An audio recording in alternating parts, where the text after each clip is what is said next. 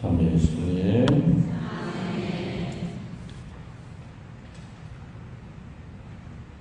내 동생 신부님 있는 데가 일본 사이타마라고 하는데, 근데 거기는 지금 얼마나 더운지 6일 동안에 69명이 죽었대. 41도, 42도. 6일 동안에 69명이 죽었대요. 대단한 거죠. 사람 몸뚱아리 온도보다 기온이 올라가면은 정말 조심해야 돼. 우리 보통 이열치열이라고 그러죠. 이 더울 때는 제일 무서운 말이 이열치열이에요. 까짓거 더운데 사우나 가서 그냥 땀 좀 쫙 빼지. 땀 쫙 빼다가 꼴까닥 해. 까짓거 더운데 그냥 한번 뜨거운 거, 매운 거, 그냥 짠 거 한번 실컷 먹지. 큰일. 저기 더울 때는 이수치열을 해야 돼. 물을 가까이 하셔야 돼. 물이 사람의 체온을 가장 잘 떨어뜨리는 거기 때문에 물을 가지고 자기 몸의 컨디션을 조절해야죠. 뭐 이열치열이라 해서 사우나 가서 땀 한번 빼자.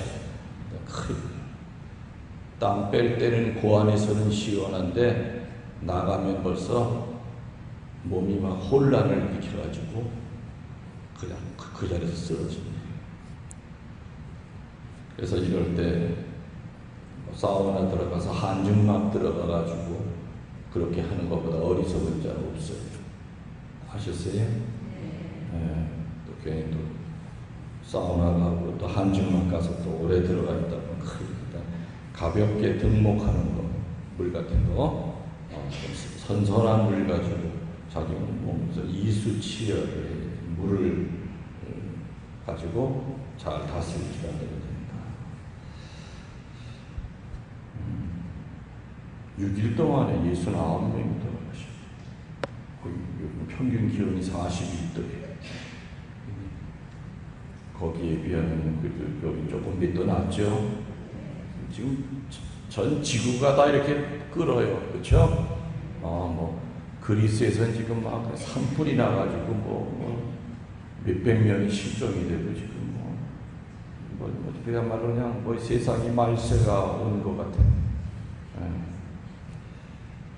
큰일이에요. 에휴, 우리들이야 뭐 다 살았지만은 애들이 불쌍해. 어때는? 야고보 분명 갖고 계신 분 축하드립니다. 야고보 우리 성당에도 계실 텐데 내가 알고 있는 우리 본당 신자 야고보는 부회장이 야고보라고 내가 알고 있는데 야고보 사도 축일 7월 25일입니다. 예수님이 제자들을 뽑을 때 제베데오의 아들 야고보와 요한을 불렀다. 그러자 그는 아버지 제베데오와 사꾼을 버리고 예수님을 따라갔다.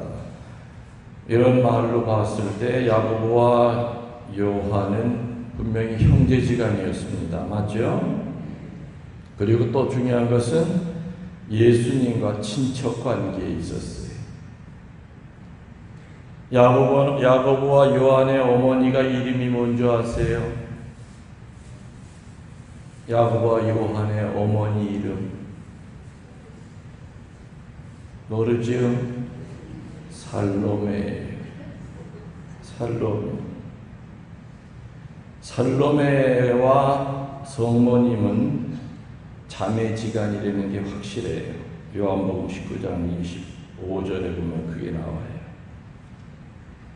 그래서 야고보와 요한이 예수님과 외사촌간이 됩니다. 맞죠?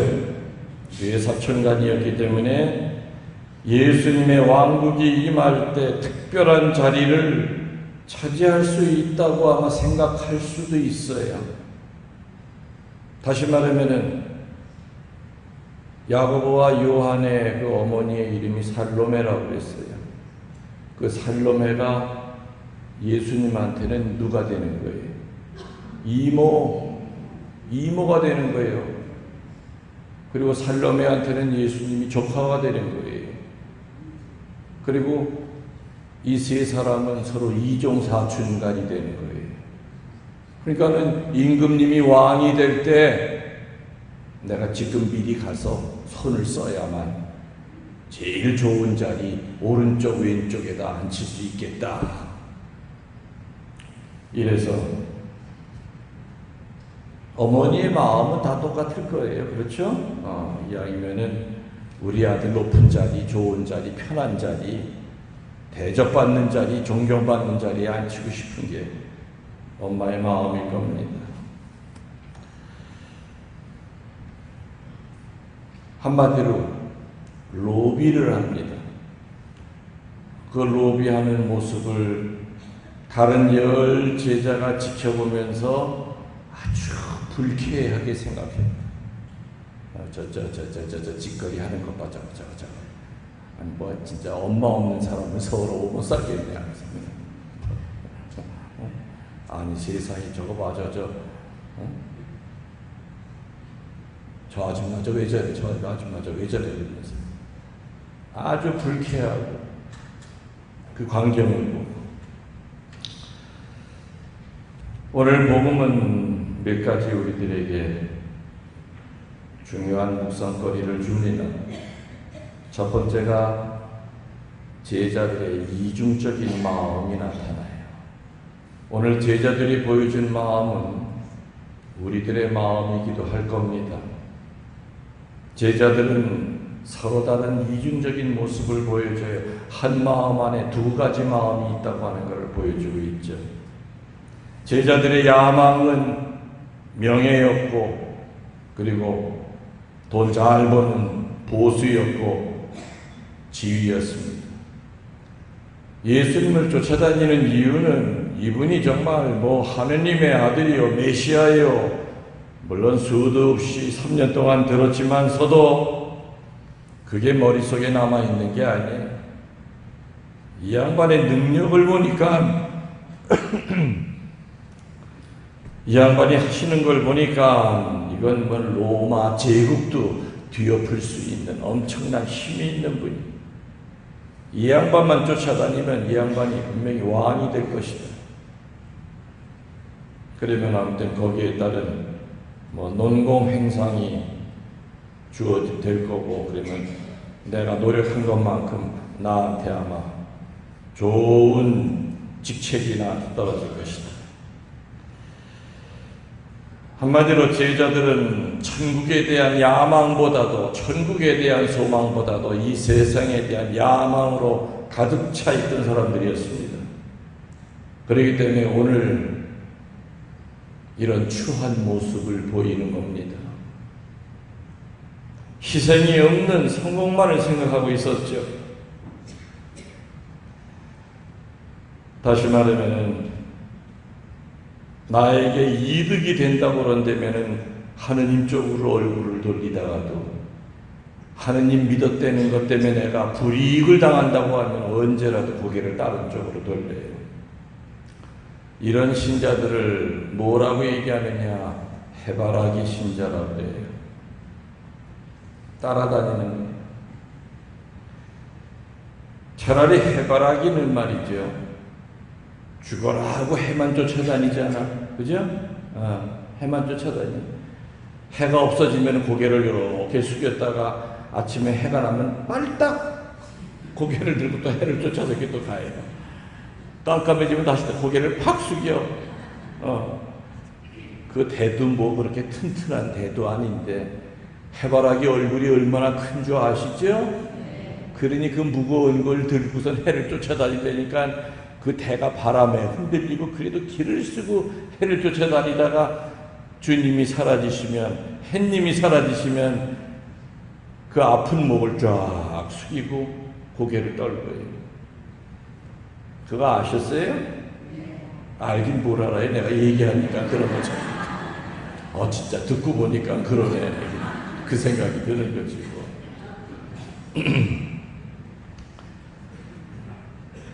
옛날에 군인 신부 시절 때 어찌 보면 해바라기 봐도 못한 신자들이 많았어요. 새로운 사단장이 종교가 불교가 와. 갑자기 그냥 불당이 그냥 가득 차. 바글바글 돼. 우리 천주교 신자도 다 글로 가. 거기서 잘 보이고 눈 마주쳐야 되니까. 또 천주교 신자가 사단장이 오잖아요. 냉담하던 인간들 다 몰려와. 바글바글 내 천주교가 아주 그냥 미어터져. 자리가 없을 정도로. 또 유신 시절에 천주교가 탄압 많이 받았잖아요. 불이익을 많이 당했어. 어떻게 해서든지 내가 이 천주교 신자라는 것이 알려지면 내가 진급하는데 걸림돌이 돼. 인사기에 가서 돈 써가지고 그 좀 지워달라고. 내 신상 카드에 있는 거 종교란에 천주교 이거 좀 지워달라고. 그런 사람들 참 많았어요. 근데 그 와중에도 정말 해바라기처럼 다른 데는 안 쳐다보고 해만 바라보면서 살 때는 그런 정말로 참다운 해바라기 신자들이 있었어. 지금도 내가 기억에 나는 양반, 지금 연세가 90이 되셨지만 그 양반은 6.25 때 2등병으로 시작해가지고 별 3까지 달았어요. 그래가지고 그래서 육사 출신도 아니고 사관학교 출신이 아니고. 근데 얼마나 그 양반은 저 대구 김천 사람이, 경상도 김천 양반인데 이름이 신치구라고 하는 거. 벨라도 그 양반 이름 치면 쫙 뜰 거예요. 군단장 끝으로 그 양반이 또 여러 가지 영적 서적도 시기사도라고 하는 책도 쓰셨고, 그 양반 군단장 시절에 제가 이제 대위계급장을 달고 그 양반이 지휘하던 3군단의 12사단 군정 신부로 갔죠.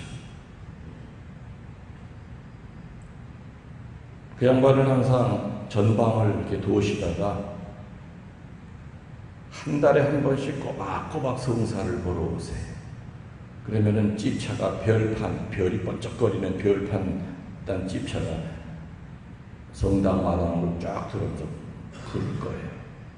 그리고 차고 있던 권총 그걸 딱 찝차에다 놓고 모자를 벗고 성모상 앞에서 무릎을 꿇고 성모님께 기도를 바쳐요.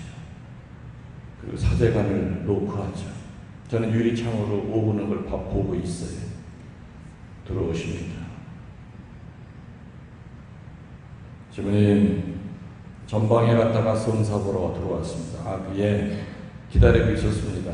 앉으시죠. 절대 안 앉아요. 앉아서 성사 안 가요. 원래 부교 신자라 항상 무릎을 꿇고. 그때도 머리가 하얀 백발이었어. 육사 출신들이 그 양반 앞에만 서면은 그야말로 벌벌벌벌 떨 정도로 정말 무서운 장군이었어. 근데도 신부 앞에서는 애기예요. 그냥 애기예요. 김수환 추기경님이 제일 좋아하던 신자가 바로 신치구 장군이었어요. 항상 김수환 추기경님이 강원도 쪽에 휴가를 오면은 꼭 그 집에 들러서 며칠 동안 이렇게 머물고. 근데 하여튼 그 양반은 별 셋 달 때까지 얼마나 적이 많았겠습니까? 그렇죠? 그 박정희 유신 시절 때도 천주교 신자들 얼마나 탄압을 많이 받았는지 몰라. 종교 바꿔라 그러면 별 달아줄게. 근데 이 양반은 정말로 하느님이 달아준 거지. 아부해가지고 단 그런 별이 아니었어요. 실력이 워낙에 출중해. 이런 사람 장군 안 만들어 놓으면 그냥 이 나라 망한다. 모든 군인들이 다 인정하는 사람. 그러니까 종교가 천주교든 뭐든 상관없이 별 3까지 올라온 사람. 아주 우직하고 정직했죠. 정직했어요. 그래서 군대에서도 그야말로 주님만 바라보면서 해바라기처럼 이렇게 해를 따라가는, 딴 데를 한눈 안 파는 이런 신자들도 가끔가다 있었지만, 많은 신자들이 보면은 천주교 신자라는 것이 불이익을 가져다 준다 생각할 때는 멀어지기 시작했어요. 지휘관이 어떤 종교를 가지고 있느냐에 따라서 이리 몰려갔다가 저리 몰려갔다가 왔다 갔다리.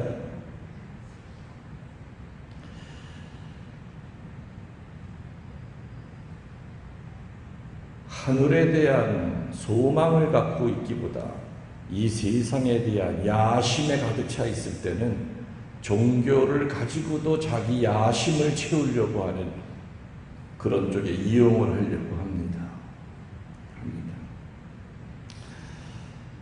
바로 이런 점들이 사도들의 부족한 점이었었죠. 왜냐하면 예수님이 누군지 정확히 모르다 보니까 저 양반 왕만 되면 아무튼 국무총리 자리는 아무튼 내가 찜해놨으니까 그냥 넘보기만 해봐. 내가 가만 안 놔둬. 우리 조카 그냥 내 비서실장으로 내가 쓸 거고 그냥 다 벌써 계획을 세워놨어. 그런 와중에 그냥 갑자기 그냥 야고보와 요한의 그냥 엄마가 말이야 예수님과 친척관계에 있다고 그러면서 이모라는 거 다 알고 있었죠. 다른 제자들 예수님의 이모가 저 야고보와 요한의 엄마라는 거, 살로메라는 거 알고 있었어요. 그러니까 심사가 뒤틀어졌겠지. 불쾌하게 생각했다고 그랬어요. 불쾌하게. 그렇다고 대놓고 앞에 가서 얘기는 못하고 못하고. 사도들은 이렇게 인간적으로 약한 모습을 오늘 보입니다. 로비하는 야고보와 요한도 마찬가지고 그거를 보고 또 불쾌하게 생각하는 열제자도 아무튼 누가 잘났냐 못났냐 따질 거 없이 이렇게 약한 모습을 다 보입니다. 출세에 대한 마음밖에 없었습니다.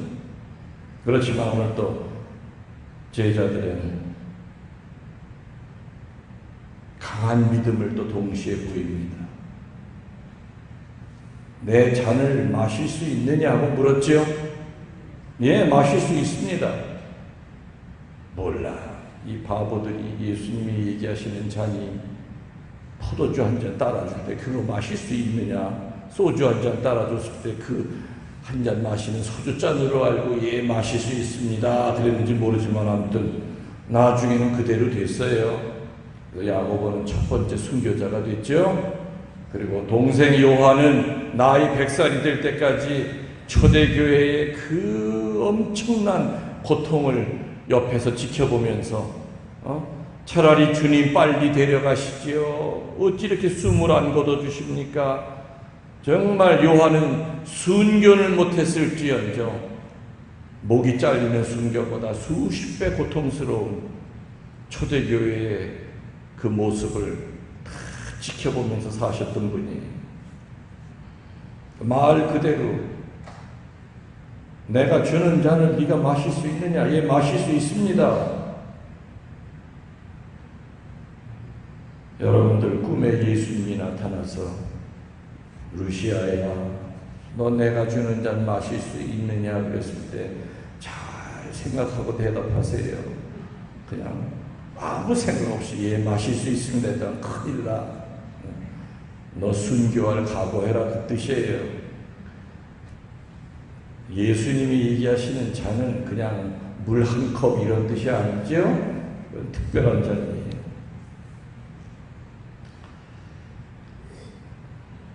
전체적인 오늘의 모습을 보고 제자들을 비난하기는 쉽습니다. 그러나 제자들의 그 야망 뒤에 숨어있는 비록 작은 씨앗이지만 신앙이라고 하는 씨앗, 하느님을 향한 충성심이라고 하는 그 씨앗은 결코 죽지 않았었다는 겁니다. 겉으로는 출세에 눈이 먼 사람들처럼 오늘 보입니다. 그걸 또 시기하는 사람들처럼 보이지만 그러나 그래도 명색이 예수님 뽑은 제자였고 3년을 쫓아다녔는데 그래도 하느님에 대한 충성과 그 신앙의 그 씨앗은 분명히 뿌려져 있었다는 거죠. 우리들은 어떤 사람의 한 면만을 보고 그 사람의 좋은 점까지 묻어버리는 수가 참으로 많습니다. 오늘 복음의 두 번째 묵상거리는 내 잔을 마시게 될 것이다. 그래서 야고보는 말 그대로 사도들 중에 첫 번째로 순교자가 됩니다. 요한은 좀 전에 얘기한 대로 에페소에서 100세까지 살면서 또 요한에게 주어진 중요한 임무가 뭐였지요? 성모님 지키는 것.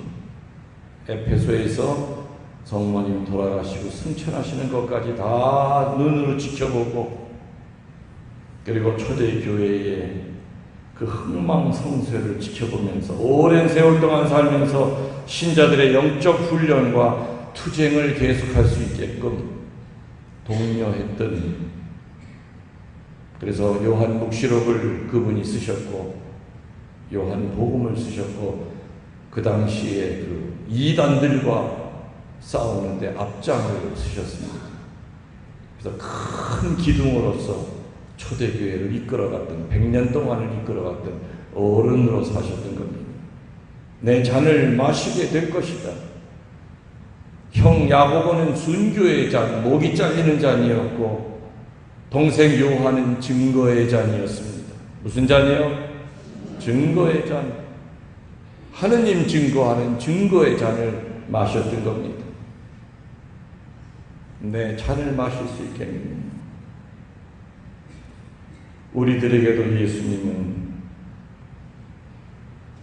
성체의 모습으로 들어오실 때마다 너희들도 내 잔을 마시게 될 것이다. 마실 수 있느냐 하고 묻는 것이 아니라 마실 것이다 라고 얘기합니다. 그래서 마실 수밖에 없습니다. 자식 때문에 우는 눈물의 잔을 마셔야 될 때가 있고, 살다 보면 사람한테 받는 상처, 배신의 잔을 마셔야 될 때가 있고, 때로는 육신의 고통 때문에 괴로워하는 고통의 잔을 마셔야 될 때가 있습니다. 잔은 순교만을 의미하는 것이 아니라 증거하는 거라고 했습니다. 매일의 희생, 고난, 실망을 이기고 눈물을 극복하는 것이 바로 예수님이 얘기하시는 바로 순교의 잔, 증거의 잔입니다. 세 번째로 오늘 복음은 예수님이 어떤 분이신지 예수님의 본성을 보여주고 있습니다. 오늘 복음에 나타나는 예수님의 본성의 첫 번째는 예수님의 친절함입니다.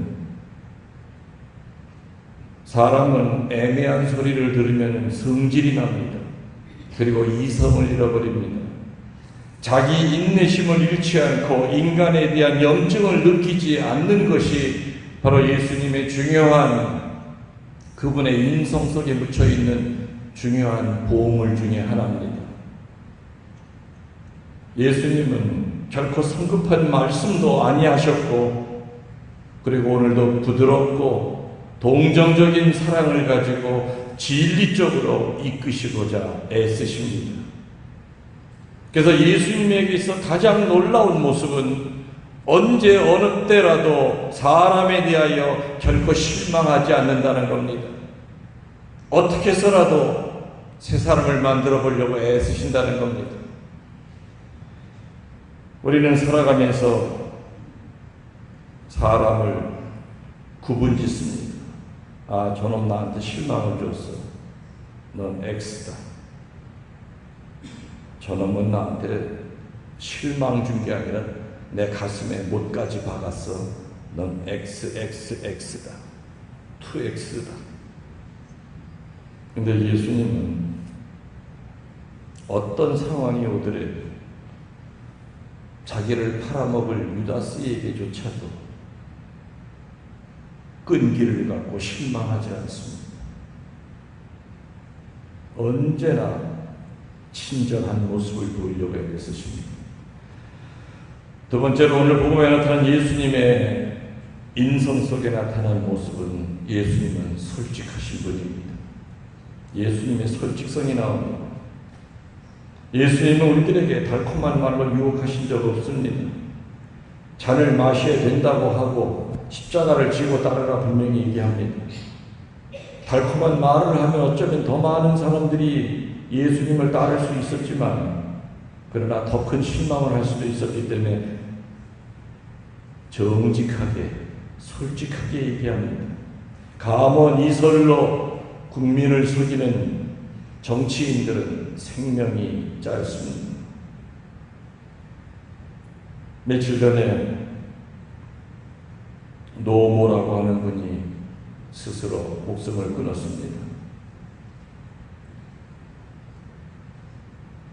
그분의 문상을 가서 많은 국민들이 눈물을 흘리는 이유는 정직한 사람이었기 때문에, 너무나 깨끗하고 정직했기 때문에 그 4천만 원 받은 것을 본인이 못 견딘 겁니다. 수십억을 받고도 나 받은 적 없다고 하고 수조 원의 국민의 혈세를 말아먹고도 눈동그랗게 뜨고 사는 인간이 있는가 하면 그분은 너무 깨끗하게 살았기 때문에 그분이 신고 다니는 구두를 보면 압축이 다 달아있다고, 가진 게 아무것도 없는 정치인이었습니다. 그 사람에게 있어서 4천만 원 받은 거는 견딜 수가 없었던 겁니다.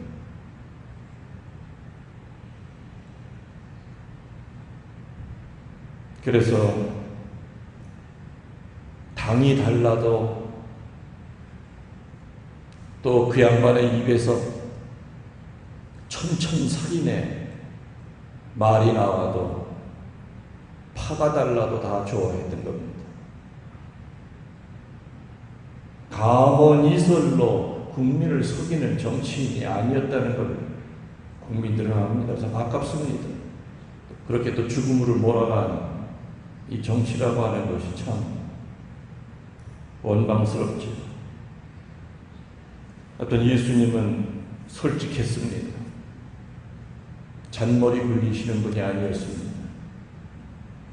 다 드러내놓고 사신 분이었습니다. 오늘 복음에 예수님의 인성 세 번째는 인간에 대한 끝없는 신뢰를 보이셨던 분이라는 겁니다. 야고보와 요한의 충성에 대하여 예수님을 의심하지 않았습니다. 그들은 틀린 욕망과 잘못된 관념을 가지고 있었지만은, 그러나 예수님은 그들이 쓸데없는 인간이라고 해서 제거해버리시지 않았습니다. 너 오늘부터 내 곁에 오지 마. 칼로 무 자르듯이 삽 잘라버리지 않았습니다. 예수님은 그들이 내가 주는 잔을 마실 수 있느냐 물었을 때 마실 수 있다고 했기 때문에 마실 것이라고 믿었고, 반드시 너희들은 나와 같은 운명을 같이 할 것임을 예수님은 믿었습니다. 신뢰를 갖고 있었습니다. 그래서 오늘 복음은 예수님의 섬세한 친절함이 나옵니다. 오늘 복음은 예수님의 그 솔직한 마음이 나옵니다. 감언이설로 어떻게 해서든지 내 곁에 사람들 더 많이 모이게 하려고 한다거나 그러지 않으셨습니다. 예수님은 마지막까지도 사람에 대한 신뢰를 저버리지 않으셨다는 겁니다. 우리들도 예수님의 섬세함을 닮아야 됩니다. 또 예수님의 솔직한 마음을 담아야 됩니다.